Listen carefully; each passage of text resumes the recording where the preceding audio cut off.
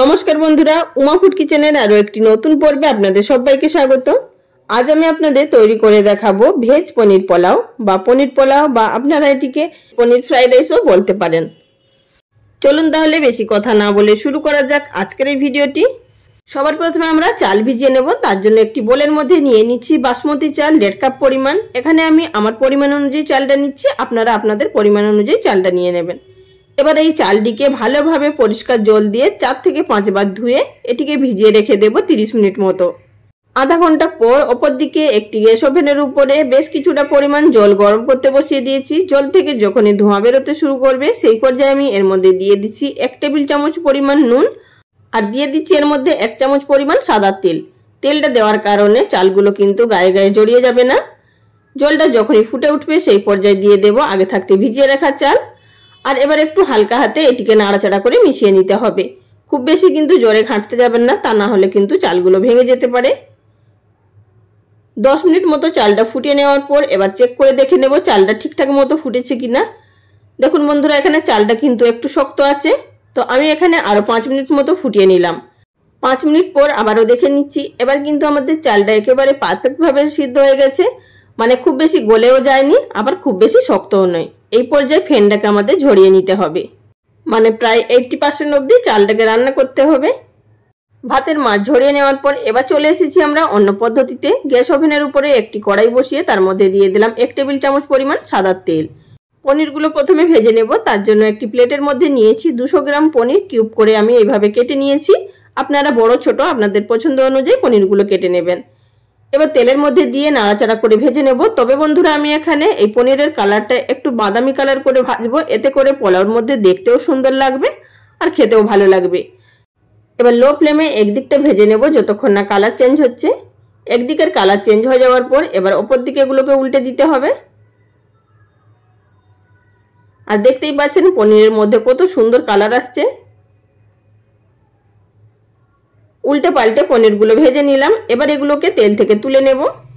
কাছ থেকে দেখিয়ে দিচ্ছি, ঠিক এই রকমই আমাদের কালারটা চেঞ্জ করে নিতে হবে। আর আমি এখানে 1.5 কাপ চালের জন্য 200 গ্রাম পরিমাণ পনির ব্যবহার করেছি। আপনারা এখানে পনিরটা বাড়িয়ে কমিয়ে নিতে পারেন। পনির ভেজে তুলে নেওয়ার পর সেই একই তেলের মধ্যে দিয়ে দিচ্ছি 1 মুঠো পরিমাণ কাজু বাদাম। এখানে আমি কাজু বাদামগুলো একটু আধ ভাঙা করে নিয়েছি এবং এগুলোকেও বাদামি কালার করে ভেজে নিতে হবে।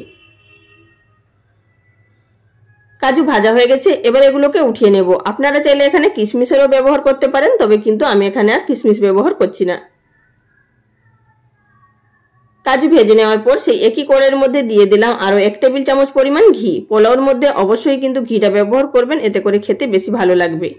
এবার এর মধ্যে দিয়ে দেবো গোটা গরম মশলা। আছে এর মধ্যে তেজপাতা, দালচিনি, এলাচ, লবঙ্গ আর গরম মশলাগুলোকে হালকা একটু থেতো করে নিয়েছি, এতে করে ফ্লেভারটা খুব ভালো বেরোবে। গরম মশলা হালকা ভেজে নেওয়ার পর দিয়ে দিলাম এখানে একটি মাঝারি সাইজের কুচিয়ে নেওয়া গাজর আর নিয়েছি এখানে 1 মুঠো পরিমাণ বিনস কুচি।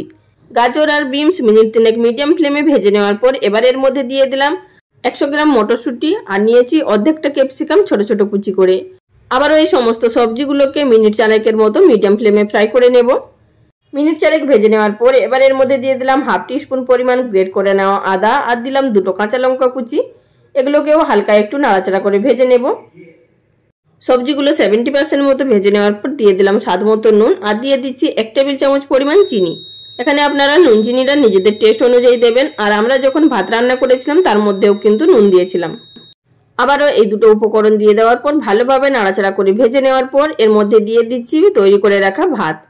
প্রথমে কিছুটা পরিমাণ ভাত দিয়ে ভালোভাবে নাড়াচাড়া করে মিশিয়ে নিতে হবে। আর বন্ধুরা, আপনারা এখানে ভাতগুলোকে কিন্তু হালকা হাতে নাড়াচাড়া করবেন, তা না হলে কিন্তু ভাতগুলো ভেঙে যেতে পারে বা ঘেটে যেতে পারে।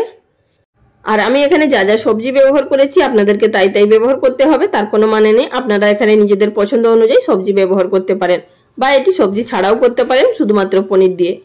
আবারও বেশ কিছুটা ভাত দিয়ে ভালোভাবে নাড়াচাড়া করে মিশিয়ে নেব। মিশিয়ে নেওয়ার পরে এবার আমি সবশেষে এড করে দিচ্ছি ভেজে রাখা পনির আর ভেজে রাখা কাজু বাদাম। দিয়ে দেওয়ার পর আবারও এটিকে হালকা হাতে নাড়াচাড়া করে মিশিয়ে নিতে হবে। আর বন্ধুরা, আপনারা যদি ভাত আলাদা করে তৈরি করতে না চান, সবজিগুলো হালকা ভেজে নেওয়ার পর আপনারা কিন্তু চালটা সেই সময় দিয়ে আর পরিমাণ মতো জল দিয়ে তার মধ্যে কিন্তু রান্নাটা করে নিতে পারেন। তারপর সবার শেষে কাজু বাদাম আর পনির এড করতে পারেন। আর জলের ব্যবহারটা করতে হবে, এখানে যেহেতু আমরা 1.5 কাপ পরিমাণ চাল নিয়েছি সেখানে কিন্তু 3 কাপ পরিমাণ জল ব্যবহার করতে হবে, তাহলেই কিন্তু পোলাওটা ঝরঝরে হবে। কাজু আর পনির মিশিয়ে নেওয়ার পর এবার এর মধ্যে দিয়ে দিলাম 1/2 টিস্পুন পরিমাণ গোলমরিচের গুঁড়ো। এটি অবশ্যই ব্যবহার করবেন, এতে করে এই পোলাওর মধ্যে খুব সুন্দর টেস্ট আসবে। আবার এটিকে নাড়াচাড়া করে মিশিয়ে গ্যাসের ফ্লেম বন্ধ করে রেখে দেব। তারপর আমরা এটিকে গরম গরম সার্ভ করে নেব। আর বন্ধুরা, আমি এখানে রায়তার সঙ্গে সার্ভ করেছি। আপনারা এটি যে কোনো আপনাদের পছন্দ মতো তরকারি, আলুর দম, মাংস সবকিছুর সঙ্গেই পরিবেশন করতে পারেন। বা অনেক সময় তরকারি করতে ইচ্ছা করে না বা খেতে ইচ্ছা করে না, তাও কিন্তু আপনারা এটি শুধু শুধুও খেতে পারবেন। তাহলে বন্ধুরা, আমার আজকের এই ভিডিওটি আপনাদের যদি এতটুকুও ভালো লেগে থাকে অবশ্যই লাইক কমেন্ট করে জানাবেন। আর যদি কেউ নতুন বন্ধু হয়ে থাকেন চ্যানেলটি সাবস্ক্রাইব করে নেওয়ার অনুরোধ রইল। আর পুরনো বন্ধুদের অসংখ্য ধন্যবাদ পাশে থাকার জন্য। সবাই ভালো থাকবেন। নমস্কার।